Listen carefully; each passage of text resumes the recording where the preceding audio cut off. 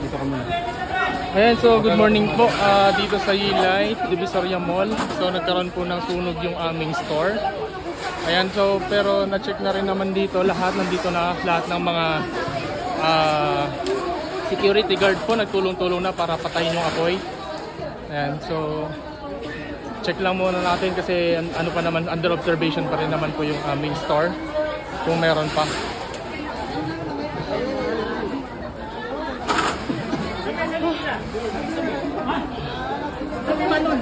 Ayan, so under observation pa rin po.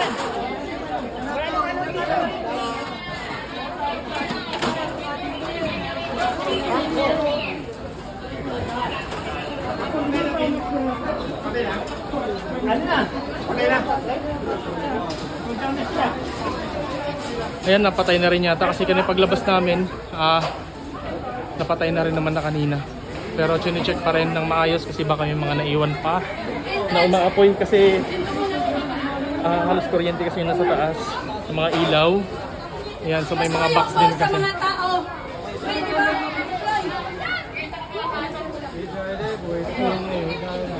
tao, pakiusap po.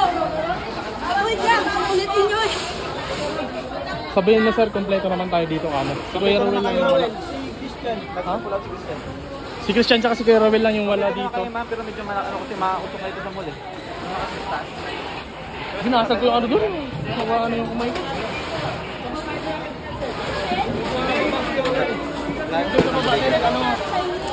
May nag-reach sa taas eh. Nagano kasi kayo yung parang May nagsimuto. Ha? Hindi ko alam yan eh. Tama na yung ginawa mo kanina na pinatay mo. Kaso wala, hindi natin kasi alam. Tawag kami sa Buti inakit sa taas. Pusok na din yan. Hindi, yung last na ano ko, Kyle, yun. Patay niya talaga Kyle, lahat patay. Kasi yung sa akin ulit. Kaso nga lang, tubig yung una natin na ano dun eh. Sige, pagtawag ka. Buti nga mo yung last na nakuha kong fire extinguisher yun. Binasag ko talaga yung ano, sinuntok ko na lang. Hindi ko maalala. Kasi sa taas muna. Ayan, so medyo hindi pa okay kung patay na yung ano, yung apoy sa loob. Pero ito nakapulahan naman. Naitawag ka namin sa office, okay naman yung mga tao. Okay naman yung mga tao. Si Kuya Rowel lang ang wala pa sir, si Kuya Rowel. Patawag kay RD, pasabi, wag na pabayin mo na si ano. Si Christian, wag na munang pabalikin dito yung mga gamit mo lang, ma'am, hindi nadala.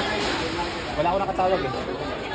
Patawag ako kay ano, kay third floor, pasabi na si Christian, wag na muna pababain dyan, doon na lang muna.